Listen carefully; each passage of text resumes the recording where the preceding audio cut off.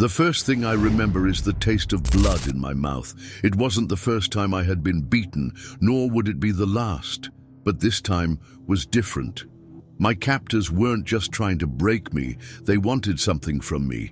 Information, the names of my allies, the location of our last refuge, and I wasn't going to give it to them. The Inquisitor loomed over me, his compound eyes burning with fury as he yanked my head back by the frill. "What else do you know? Who else was with you?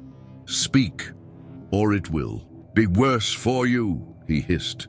"Our Lord and true Father has given his blessing that not even the lives of your family and kin will be spared if you continue resisting."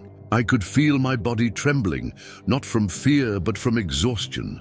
Every muscle in my frame burned, my wounds screaming for relief. But I had to hold on. I smiled through cracked teeth. My life is but a small price to pay for the freedom of my people.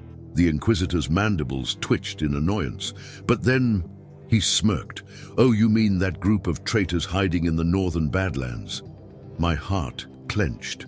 The Inquisitor gestured toward the scrying tube in the corner of the chamber.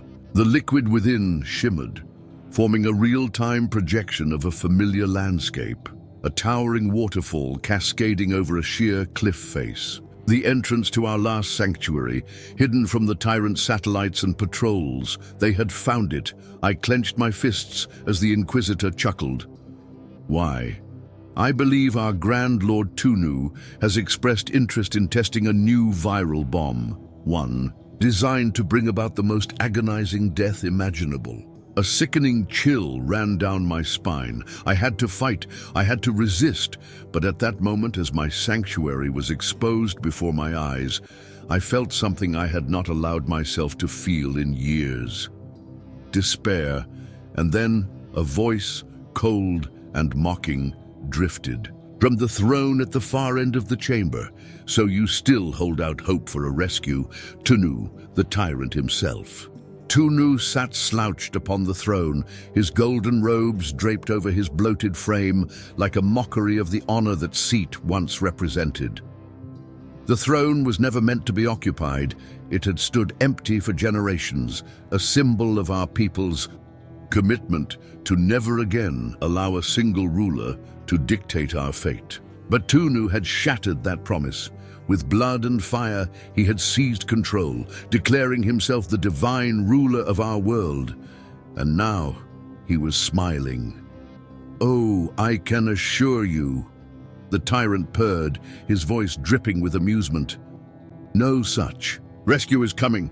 He flicked his wrist, and the Inquisitor snapped his claws. The chamber doors hissed open, and two towering drones rolled inside, carrying prisoners, my people, bound in chains.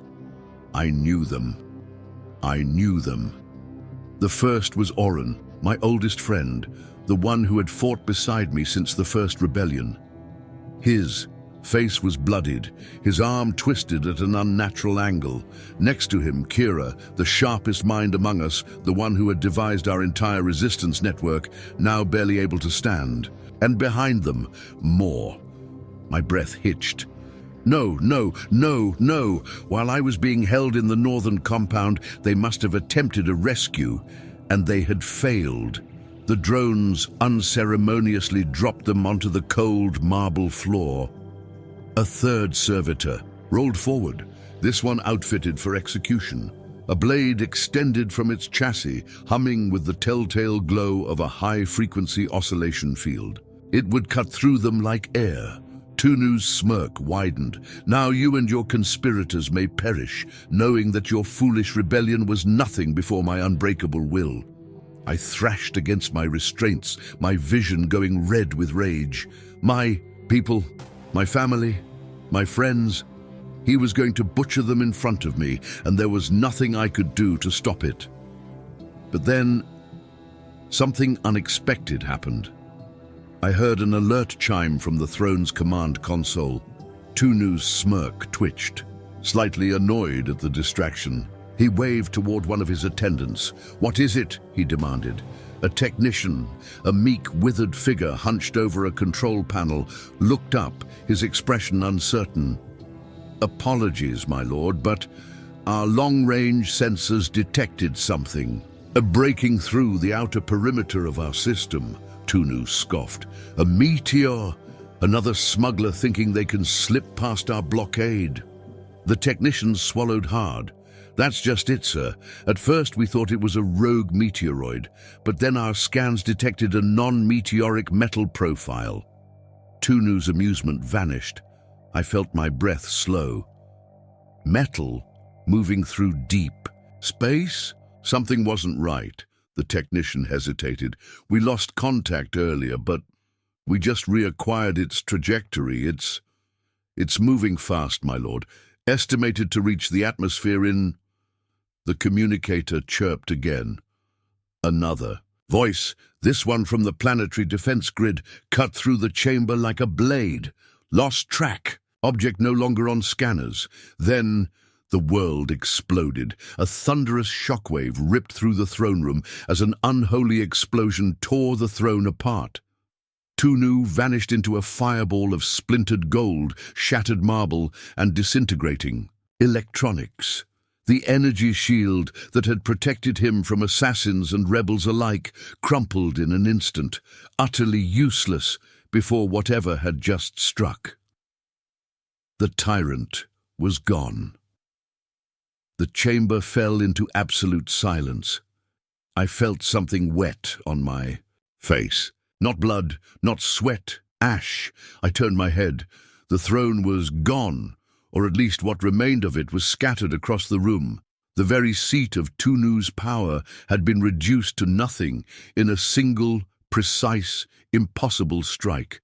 A shudder passed through the gathered nobles, attendants, and guards. Their leader, the monster they had feared, obeyed, worshipped, had just ceased to exist in the blink of an eye.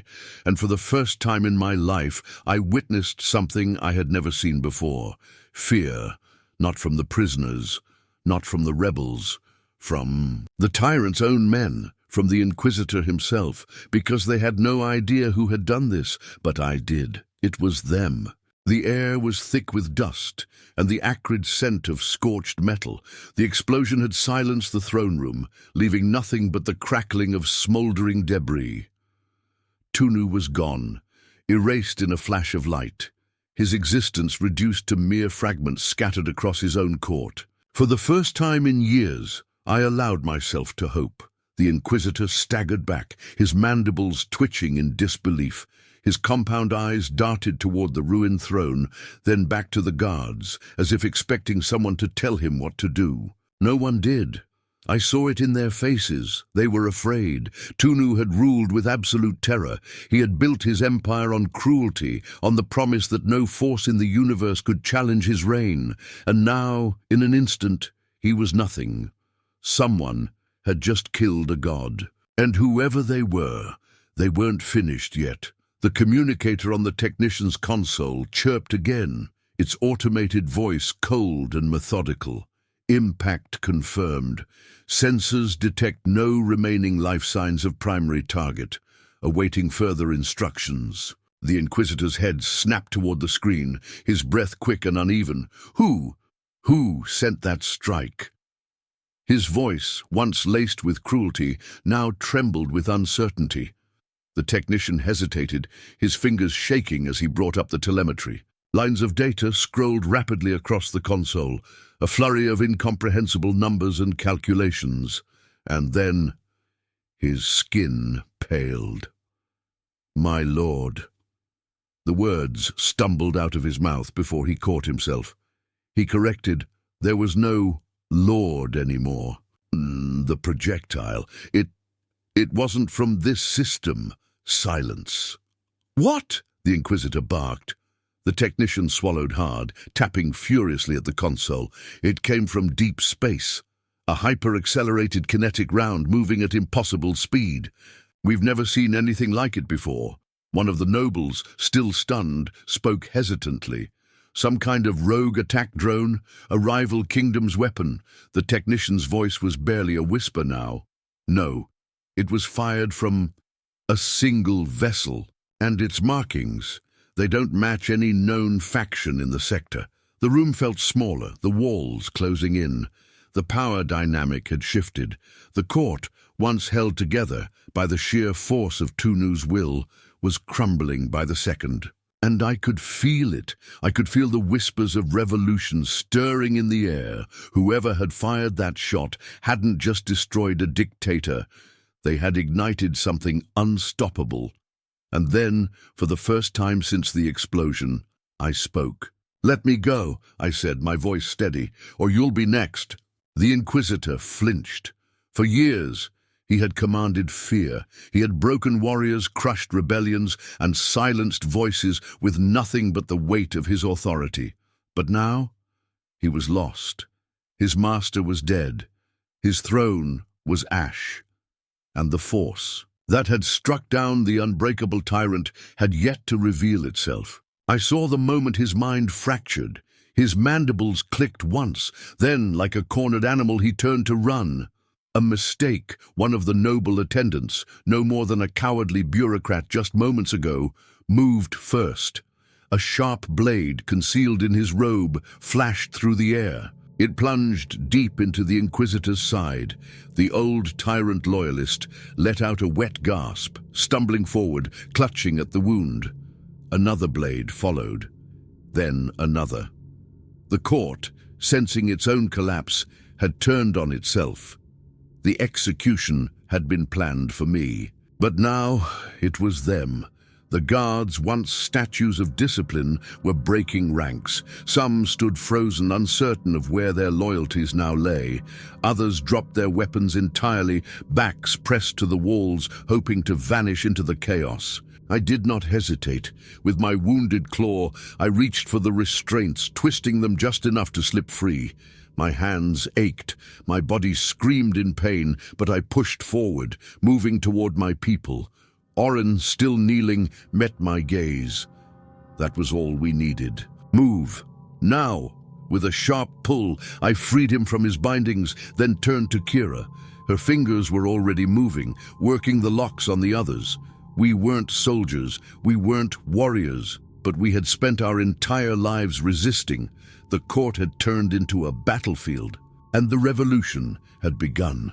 The corridors beyond the throne room were already in chaos. Guards had abandoned their posts. Some ran toward the conflict, others away. The chain of command had snapped, and with it, the fragile illusion of control.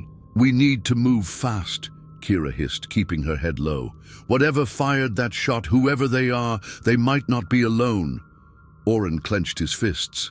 "And if they're not, then we need to meet them first." The thought sent a shiver through me. Who were they? A rival kingdom? A rogue faction? A species we had never encountered before? All we knew was this: they had killed the unkillable. They had done in a single strike what we had never dared to hope for, and if they had come to finish the job, then we needed to know before anyone else did. We ran, not out of fear, not out of panic, but because we had been given a chance, one impossible, unthinkable moment where the chains had snapped and the world had turned upside down. And I refused to waste it. The corridors of the palace were lined with murals of Tunu's reign, paintings of his so-called glorious rule. His image was carved into the very walls, his legacy meant to be eternal, but he was dead now, and his empire was cracking. Kira led the way, her mind working faster than anyone I had ever known. She guided us past abandoned checkpoints, through narrow servant tunnels, past rooms where loyalists still huddled together, trying to figure out what had just happened. The revolution had begun, but it hadn't won yet, and I still had one last thing to do. We reached the upper landing bay. From here, we could see the sky. And beyond that, the answer to our freedom.